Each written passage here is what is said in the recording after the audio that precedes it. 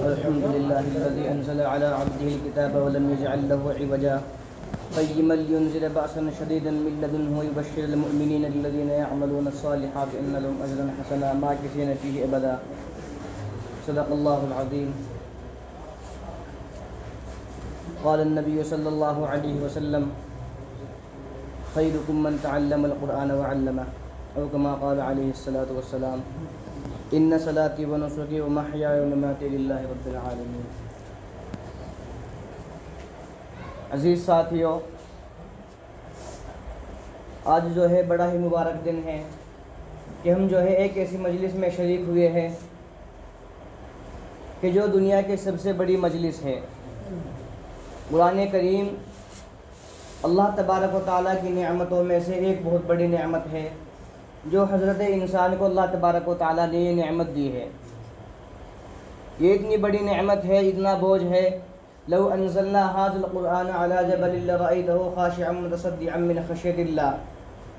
फरमाते अल्लाह तबारक व तआला, अगर हम इस कुरान करीम को पहाड़ों पर नाज़िल कर देते तो वो खौफ के मारे फट जाते। लेकिन जब जो है इस कुरान करीम को अल्लाह तबारक व तआला ने हज़रत इंसान पर पेश किया तो इंसान ने उसको उठा लिया। वह हमलहल इंसान, और इंसान ने इसको उठा लिया। ये बोझ इंसान जिस तरीक़े से शुरू में नाजिल हुआ था, हज़रत जिब्रील अलैहिस्सलाम इस कुरान करीम को लेकर नबी पाक सल्लल्लाहु अलैहि वसल्लम की ज़ात अक़दस पर लेकर हाजिर हुए थे, इसी तरीक़े से आज तक ये कुरान करीम हमारे जो है छोटे छोटे बच्चों के सीनों में महफूज है। ये कुरान करीम का बहुत बड़ा मुअजिज़ा है। एक आयत में कोई फ़र्क नहीं। जिस तरीक़े से जिब्रील अलैहिस्सलाम ज़बर ज़ेर पेश के साथ लेकर नाजिल हुए थे, उसी तरीक़े से हर्फ ब हर्फ ज़बर ज़ेर पेश के साथ में आज भी हमारे सीनों में और हमारे उलमा इकराम के सीनों में और हमारे मासूम बच्चों के सीने में महफूज है। यह कुरान करीम बड़ी ही अज़मतों की चीज़ है, बड़ा ही अज़मत वाला है। ये ऐसी अज़मत वाला है कि अगर इसके साथ कोई जुड़ जाए तो अल्लाह तबारक व तआला उसको भी बाअज़मत बना देता है। इस तरीक़े से कोई छोटा कपड़ा हो, बाज़ार से हम कपड़ा लेने के लिए जाए, एक छोटा सा कपड़ा कि कुरान करीम का जुज़दान बनाना है, कुरान करीम पर चोली चढ़ानी है, उसके लिए हम कपड़ा लेने के लिए जाए तो दुकानदार भी उस कपड़े की कीमत नहीं लेगा। वो समझेगा कि मेरे पास बेकार पड़ा हुआ है, ऐसे ही पड़ा हुआ है, उठा करके दे दो, उसकी क्या कीमत लूँ, छोटा सा कपड़ा है। लेकिन जब हम घर आ करके उस कपड़े की चोली बना लेते हैं और कुरान करीम पर उसको चढ़ा लेते हैं तो उसकी ये अज़मत हो जाती है कि जब हम कुरान करीम को उठाते हैं और चूमते हैं तो सबसे पहले हम उस कपड़े को चूमते हैं। यह कुरान करीम के साथ उसका ताल्लुक़ हो गया।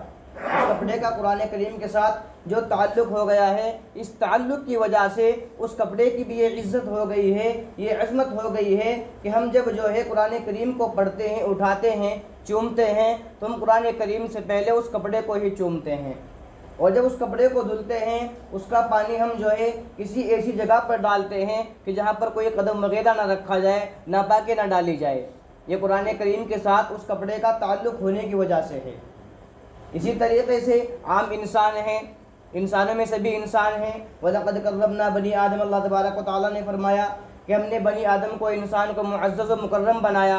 लेकिन उसके बावजूद, उन मुकर्रम होने के बावजूद अगर हमारे जो है कोई छोटा सा बच्चा, 8 साल का बच्चा, 10 साल का बच्चा कुरान करीम को अपने सीने में महफूज कर लेता है तो जो है उसको अल्लाह तबारक व तआला अपना नाम दे देते हैं। अल्लाह तबारक व तआला के 99 नामों में से एक नाम हाफिज़ भी है, एक नाम हफीज़ भी है। तो अल्लाह तबारक व तआला अपने नामों में से एक नाम उस एक 8 साल के बच्चे को देते हैं कि मेरा नाम हाफिज़ है, तो भी क्या है, तो भी हाफिज़ है।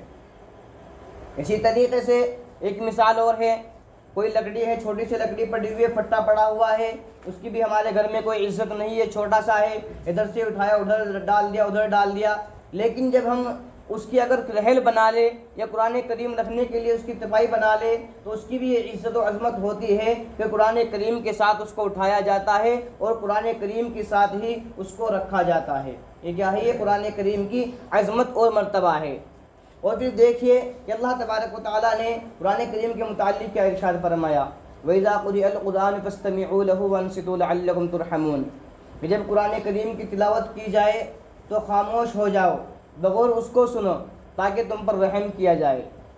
ये जो है सुनने वाले की फजीलत है कि अगर तुम जो है कुरान करीम को गौर से सुनोगे और ख़ामोश रहोगे तो अल्लाह तबारक व तआला की रहमत नाजिल होगी। ये सुनने वाले के लिए है, और पढ़ने वाले के लिए क्या होगी ये अल्लाह ही जाने। कि जब जो है सुनने वाले पर भी रहमतों का वादा हो रहा है कि जब तुम्हारे सामने कुरान करीम की तिलावत की जाए तो खामोश होकर बगौर सुने तो तुम पर रहमत नाजिल की जाएगी, तो पढ़ने वाले का और भी मकाम ज़्यादा होगा। कुरान करीम हदीस में आता है कि जब बंदा कुरान करीम पढ़ता है तो फरिश्ते जो है आकर के आसमान से उसको घेर लेते हैं, और जो है फरिश्ते इतने करीब हो जाते हैं कि उस बंदे के होंठ से अपने नूरानी होंठ लगा देते हैं। हदीस में क्या आता है कि जिन घरों में कुरान करीम की तिलावत की जाती है वो घर आसमान वालों को इस तरीके से नज़र आते हैं जिस तरीके से ज़मीन वालों को आसमान पर सितारे नज़र आते हैं। एक वाक़या लिखा हुआ है कि इमाम आसिम रहमतुल्लाह अलैह, उनके बारे में आता है कि उनके मुँह से एक अजीब सी खुशबू आया करती थी, बहुत बेहतरीन खुशबू आया करती थी। उनके शागिर्द मालूम क्या करते थे कि हज़रत आपके मुँह से ये खुशबू क्यों आती है, आप ऐसा मुँह में क्या रखते हैं, आप कोई इलायची रखते हैं, कोई खुशबूदार चीज़ रखते हैं। तो वो शागिर्दों से नहीं बतलाया करते थे कि मेरे अंदर से, मेरे मुँह से खुशबू आने की वजह क्या है, लेकिन लोग जो है उनके शागिर्द इसरार क्या करते थे, बार बार मालूम क्या करते थे कि हज़रत हमको बतलाइए कि आप जो है क्या चीज़ रखते हैं अपने मुँह में। तो जब शागिर्दों ने खूब इसरार किया, बहुत ज़्यादा ज़बरदस्ती की, ज़िद की, तो उन्होंने कहा कि जब तुम्हारा ये इसरार है, ज़िद है, तो सुनो, बात यह है कि मैं जो कुरान करीम मस्जिद नबवी में पढ़ाता हूँ ये उसकी बरकत है। और फरमाया कि एक मरतबा का वाक़या है कि मैं रात को सोया हुआ था, हुज़ूर पुरनूर सल्लल्लाहु अलैहि वसल्लम ख्वाब में तशरीफ़ लाए, और ख्वाब में तशरीफ़ ला करके मुझसे ये कहा कि ए आसिम, तुम जो है मेरी मस्जिद के अंदर कुरान करीम पढ़ाते हो, मुझे तुम बहुत महबूब हो। और आप अलैहिस्सलाम ने अपने होंठ मेरे होंठों पर रख दिया, मेरे होंठों को बोसा दिया। तो बस ये वाक़या है, उसी दिन से मेरे मुँह से ये खुशबू आती है। कुरान करीम की बहुत बड़ी अज़मत है, बहुत बड़ी दौलत है। ये जो है हिदायत है, बिल्कुल सरापा हिदायत है।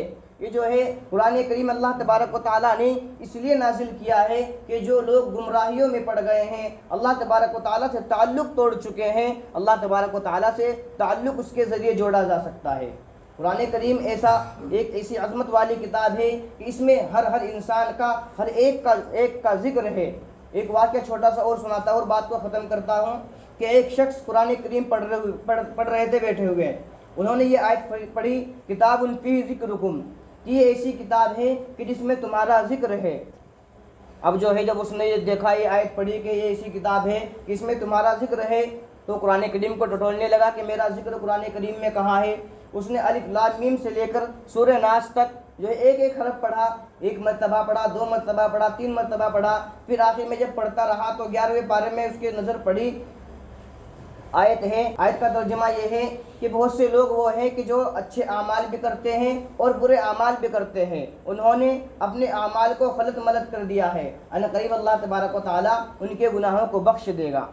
यानी अगर हम गौर करें, जितने हम यहाँ बैठे हुए हैं, अनक़रीब हम सभी ऐसे हैं कि हम जो है खलक़ू अमलन सालिहा व आखिर सय्यिआ। तो आयत का तर्जुमा ये है, आयत ये है कि खलक़ू अमलन सालिहा व आखिर सय्यिआ, कि बहुत से लोग वो हैं कि जिन्होंने अच्छे और बुरे आमाल को गलत मलत कर लिया, थोड़े अच्छे आमाल किए और थोड़े बुरे आमाल किए। अनक़रीब अल्लाह तबारक व तआला उनको माफ़ कर देगा।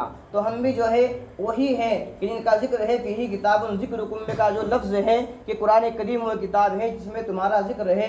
हमारे भी इस आयत के अंदर जिक्र है कि हम अच्छे आमाल भी करते हैं और बुरे आमाल भी करते हैं, और हम उम्मीद करते हैं कि अल्लाह तबारक व तआला हमको बख्श देंगे। जो बातें कही गई उन पर अमल करने की तौफ़ीक़ अता फ़रमाए। व आखिर दाअवाना अनिल हम्दुलिल्लाहि रब्बिल आलमीन।